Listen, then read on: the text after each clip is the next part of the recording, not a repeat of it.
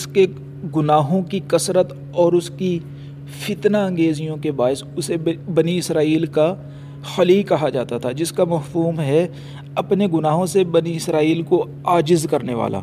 ایک دفعہ وہ ایک ایسے شخص کے پاس سے گزرا جو بنی اسرائیل کا بہت مشہور عابد تھا، یعنی عبادت کرنے والا تھا۔ اس عابد کے سر پر بادل نے سایہ کیا ہوا تھا۔ اس گناہگار کی نظر جب اس عابد پر پڑی تو اس نے دل میں سوچا کہ میں بنی اسرائیل کا بدترین گناہگار ہوں اور یہ بنی اسرائیل کا عابد ہے۔ اگر اس کے پاس میں بیٹھ جاؤں تو ہو سکتا ہے کہ مجھ پر بھی اللہ تعالیٰ اپنا فضل فرما دے۔ چنانچہ وہ بندہ جو تھا گناہگار، وہ عابد کے پاس جا کر بیٹھ گیا۔ اس عابد نے اپنے دل میں سوچا کہ میں بنی اسرائیل کا عابد ہوں اور یہ بنی اسرائیل کا بدبخت شخص ہے، یہ میرے ساتھ کیسے بیٹھے گا؟ اسے بہت شرم محسوس ہوئی اس عابد کو، اور اس گناہگار شخص سے کہا یہاں سے اٹھ جاؤ۔ اس وقت اللہ تعالیٰ نے بنی اسرائیل کے اس زمانے کے نبی پر وحی نازل فرمائی کہ ان دونوں کو نئے سرے سے عبادت شروع کرنے کا حکم دیجیے، کیونکہ میں نے گناہگار کو بخش دیا اور عابد کے اعمال کو ضائع کر دیا۔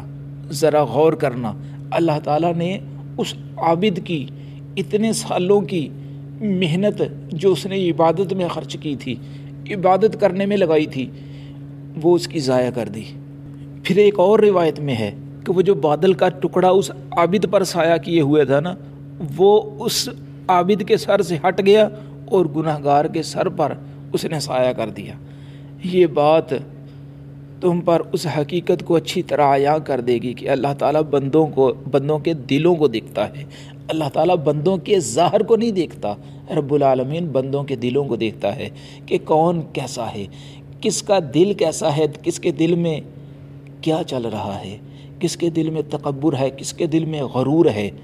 ایک اور روایت میں ہے کہ حضور سرکار مدینہ علیہ الصلوۃ والسلام کی خدمت میں ایک آدمی کا ذکر بڑے اچھے الفاظ میں کیا گیا۔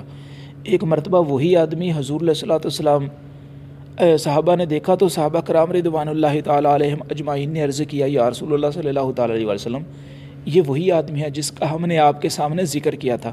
حضور علیہ الصلوۃ والسلام نے فرمایا، مجھے اس کے چہرے پر شیطان کا اثر دکھائی دیتا ہے۔ اس آدمی نے آ کر سلام کیا، حضور علیہ الصلوۃ والسلام کے سامنے بیٹھ گیا۔ آپ نے اس آدمی سے فرمایا کہ میں تجھے اللہ کی قسم دے کر پوچھتا ہوں، تیرے نفس نے کبھی تجھ سے یہ کہا ہے کہ قوم میں مجھ سے افضل کوئی نہیں؟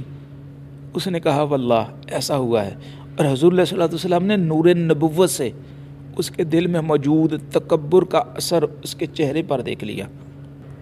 بات آپ کی خدمت میں سنانے کا اور بندہ نچیز کو پڑھنے کا مقصد مین یہ ہے کہ ہم نے اپنے دل کو دیکھنا ہے، ہم نے اپنے آپ کو دیکھنا ہے کہ ہمارے اندر کوئی ایسا ہمارے اندر تکبر کا اثر تو نہیں، ہمارے اندر خود غرضی کا اثر تو نہیں کہ ہم سب سے اعلیٰ ہیں، یا کسی کو دیکھ کے ہم کہہ دیں کہ وہ مجھ سے نیچے ہے، میں اس کے اوپر ہوں۔